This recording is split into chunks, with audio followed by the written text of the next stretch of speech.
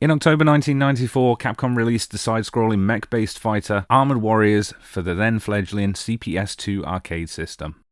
Playing in the same vein as other classic Capcom side-scrolling fighters, Armored Warriors gameplay offered the unique twist of being able to customize your mech throughout the game with parts acquired from downed enemies. This mechanic, along with the ability to pick from 4 unique characters and support for up to 3 players, meant the game was popular with gamers and critics alike. The very next year, in 1995, Capcom followed up the success of Armored Warriors with a spin-off, utilizing the same mechs, but this time in the form of a one-on-one fighter. That game was Cyberbots, Fullmetal Madness, first for the CPS2 arcade hardware, and later, 3 years later, coming home with ports on the SEGA Saturn and PlayStation. Join me today as we take a look and do a quick review of the Japanese exclusive release of Cyberbots, Fullmetal Madness for the SEGA Saturn.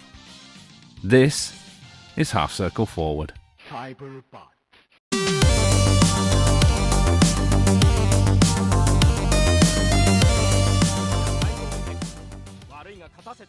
The story of Cyberbots follows on loosely from Armored Warriors, set in the late 21st century, with an Earth that is overpopulated and much of humanity is now living in space colonies.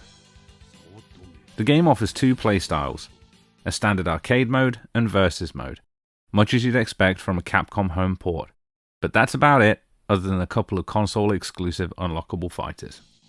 Cyberbots offers a selection of 9 mech pilots, each with their own agenda and storyline, ranging from a quest for revenge to a military search for an escaped terrorist.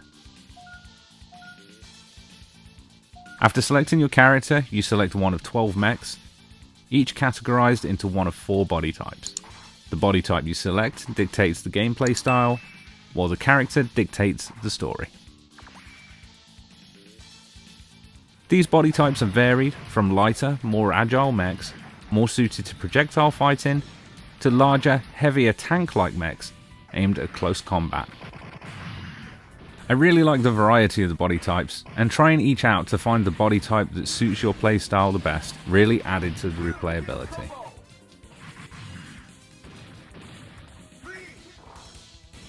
The gameplay of Cyberbots is pretty much what you'd expect from a Capcom fighter.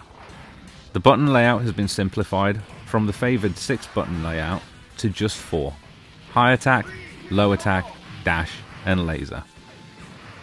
Classic Street Fighter style D-pad combinations allow you to pull off special moves, however projectiles have been simplified to just a single button press using the laser button. It's a small change, but one that definitely aids in making the game more accessible for newcomers to the fighting game genre. The pace of the game is decidedly slower than its peers, which is to be expected since you're controlling 100-foot-tall robots, but the implementation of the dash button helps keep each round moving at a fair speed and also gives you the ability to hover. Similar to the Super Meter introduced in Super Street Fighter 2, each player has a power gauge that fills throughout the round. Once the gauge is full, you're able to unleash your character's super special.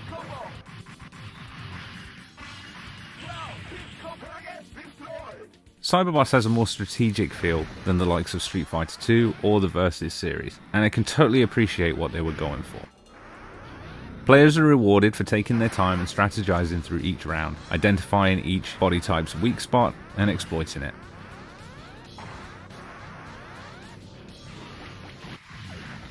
Presentation-wise, the game looks excellent even today, with large, bold, well-animated sprites, varied and detailed interactive backgrounds, and explosion effects in spades, utilizing the Saturn's 1 meg expansion cartridge to keep the frame rate steady and animations as close as possible to the CPS2 original. Storylines play out in the form of pre-rendered, fully voiced cutscenes using the in-game engine. It's simple and effective in moving each of the stories along. The soundwork is classic late 90s Capcom, with an upbeat and energizing soundtrack in fitting with the style of the game. The sound effects are bold and bright, making each hit strangely satisfying, and the announcer is on point and fits the atmosphere perfectly. It's classic Capcom through and through. Overall, Cyberbots was, and still is, a great addition to the Capcom fighting stable that offered a new take on the classic Street Fighter formula. The changes to the gameplay mechanics are just enough to make the game feel fresh and challenging, while the presentation hits the mark, making it stand out from other fighters of the era. If you're a fan of the classic 90s Capcom fighters, you'll definitely get a kick out of Cyberbots.